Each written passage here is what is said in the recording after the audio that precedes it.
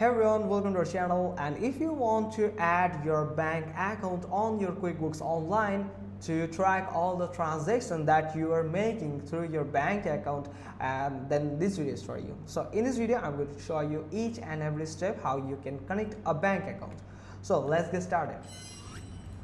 First thing you have to do is log into your QuickBooks Online account using your online account credentials, that is your email address and the password, and select the company. Then you can find on the left side, you can find the navigation section where you can find this here. Let me show you. Find the transactions here where you can find bank transactions where you will be able to add a bank. So simply click on it where you can easily and automate the income and expense tracking on your QuickBooks Online. So for that you have to connect your bank or credit card to get started. Then you can review and add your transaction, and it will automatically import all the transaction details from your bank. See how your business is doing.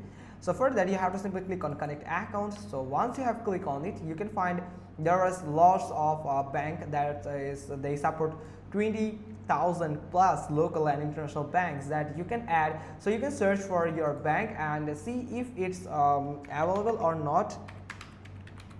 If it's available, then you can add it easily without any type of hassle. So once you have added or select a bank here, so for example I'm going to search for bank here. For example, Bank of America here, so you have to simply click on continue. Then it will redirect you to the bank web portal, the bank official web portal, where you have to add your account credentials, you have to add your account number and the security code or the password, and go through this two-factor authentication through the OTP or any other two-factor authentication or identification confirmation process. So once you have done it, you will be able to add the business or the bank account easily to your small business or medium-sized business or on your company.